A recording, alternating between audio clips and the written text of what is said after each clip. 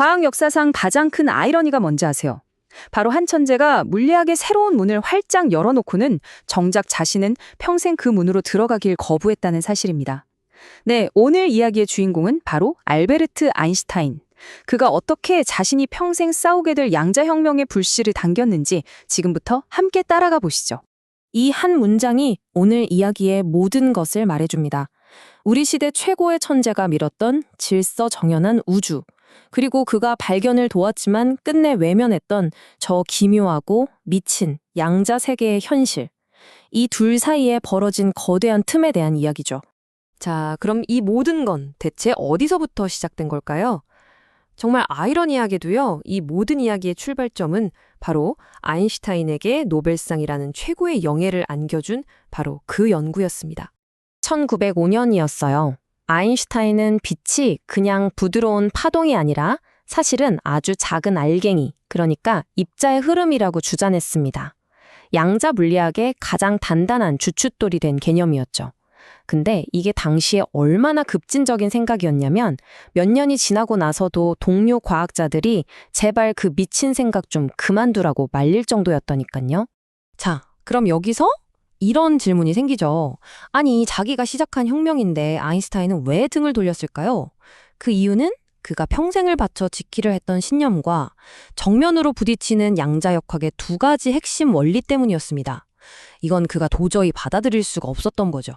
첫째, 아인슈타인은 우주가 아주 정교한 시계장치 같다고 믿었어요. 모든 일엔 명확한 원인과 결과가 있고 모든 건 예측 가능한 법칙을 따른다고요. 그런데 양자역학은 뭘 말했냐면, 아니, 가장 작은 세계로 가면 우주는 그냥 주사위를 던지는 거야 라고 한 겁니다. 순수한 우연이 세상을 지배한다는 거죠.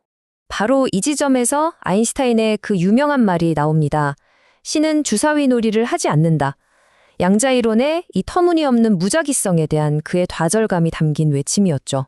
그러자 그의 지적 라이벌이었던 닐스 부어가 전설적인 한마디를 던집니다. 신에게 이래라 저래라 하지 마시오. 아, 정말 낡은 물리학과 새로운 물리학 사이에 깊은 철학적 대립을 이보다 더 잘 보여줄 수는 없었을 겁니다. 그리고 둘째, 이게 어쩌면 아인슈타인을 더 괴롭게 했을지도 몰라요. 양자역학은 우리가 입자를 관찰하기 전까지는 그 입자의 속성이 아예 존재하지 않는다고 말했거든요. 이게 얼마나 이상한 소리냐면요. 관찰이라는 행위가 그냥 있는 현실을 보는 게 아니라 그 현실 자체를 만들어내는 데 참여한다는 뜻이니까요. 자, 이제 아인슈타인이 이건 정말 말도 안 돼 라면서 양자이론이 불완전하다는 증거로 꺼내들었던 결정적인 카드를 한번 보시죠. 그는 이걸 유령 같은 원격 작용이라고 불렀어요. 진짜 유령이 멀리서 서로 조종하는 것처럼 귀계하다는 뜻이었죠. 오늘날 우리는 이걸 양자 얽힘이라고 부릅니다.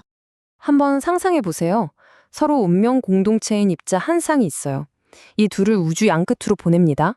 그리고 한쪽 입자의 상태를 딱 측정하는 순간 저 멀리 반대편에 있는 다른 입자의 상태가 그 즉시, 정말 말 그대로 즉시 결정된다는 거예요. 아인슈타인에게 이건 자기 평생의 역작인 상대성 이론을 깨부수는 절대로 일어날 수 없는 일이었죠.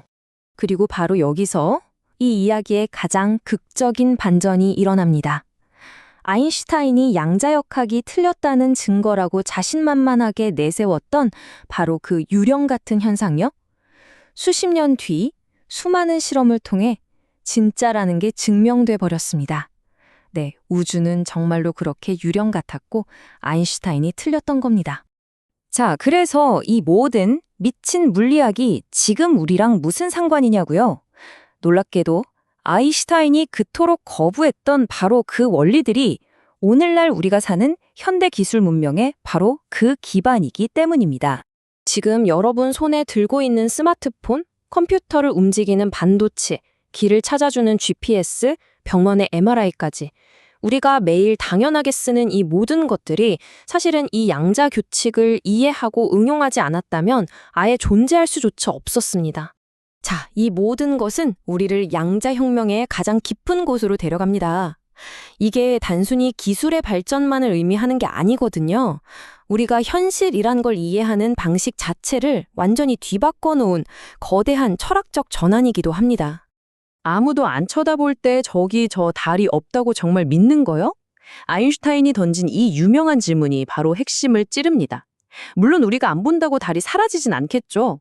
하지만 양자역학은 우리에게 본다는 것과 존재한다는 것이 과연 무엇인지, 현실의 가장 근본적인 본질에 대해 다시 생각해보라고 계속해서 질문을 던지는 겁니다.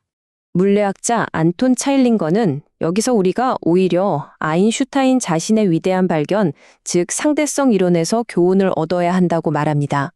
시간과 공간이라는 절대적인 개념도 관찰자에 따라 달라진다는 걸 밝혔던 것처럼 우리가 어떤 대상을 측정하는 방식, 그 자체로 그 대상을 정의해야 한다는 거죠. 그러니까 양자 세계에서는 저 밖에 객관적으로 존재하는 현실과 우리가 그 현실에 대해 얻는 정보를 칼로 자르듯이 나눌 수가 없다는 겁니다. 이 둘은 그냥 동전의 양면처럼 붙어 있는 거예요. 본인의 의지와는 상관없이 혁명의 문을 열어젖힌 과학자 알베르트 아인슈타인. 그는 자신조차 상상하지 못했던 훨씬 더 기묘하고 모든 것이 연결된 우주를 우리에게 보여줬습니다. 그리고 우리에게 이런 질문을 남겼죠.